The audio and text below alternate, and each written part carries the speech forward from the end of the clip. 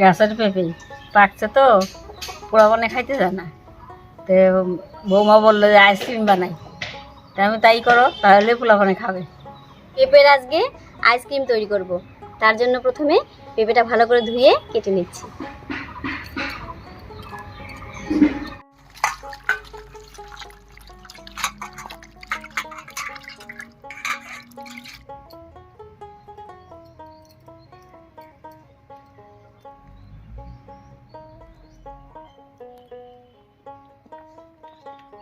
পেঁপের কালারটা দেখুন কি দারুণ। পেঁপেটা আমি চিরচির করে কেটে তারপরে ছুলে নেব।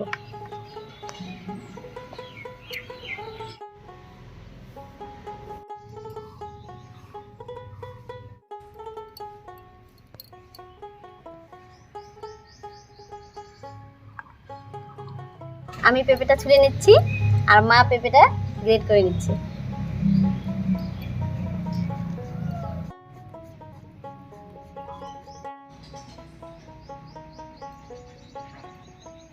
পেঁপে গ্রেট করে রসটা বের করে নিয়েছি।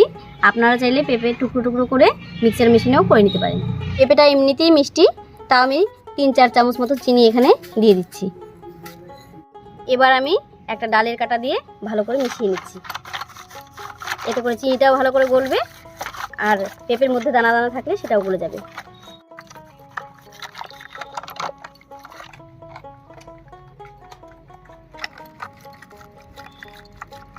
আমি আইসক্রিম বানানোর জন্য 6টা মোল্ড নিয়েছি। এবার এই মোল্ডের মুখটা খুলে পেঁপের জুসটা ভরে দেব।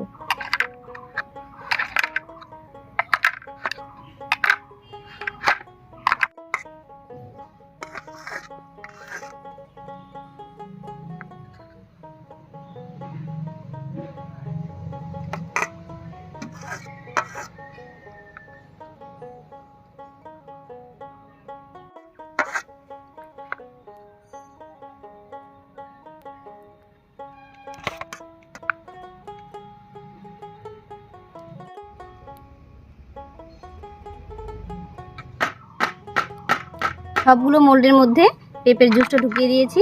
এবার ঢাকনাগুলো লাগিয়ে দেব।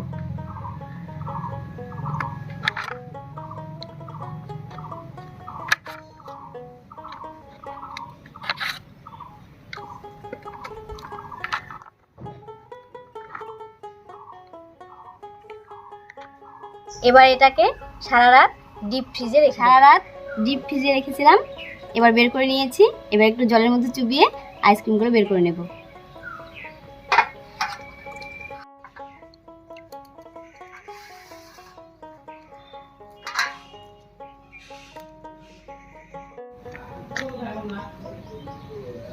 এই দেখুন কি সুন্দর আইসক্রিম হয়েছে।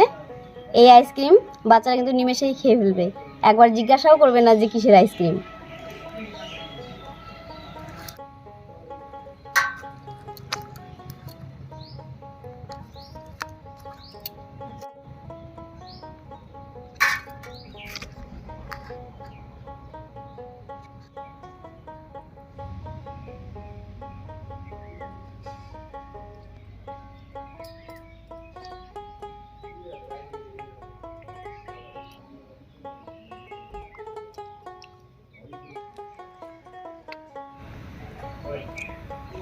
আজকে পেঁপের আইসক্রিম বানিয়ে দেখালাম।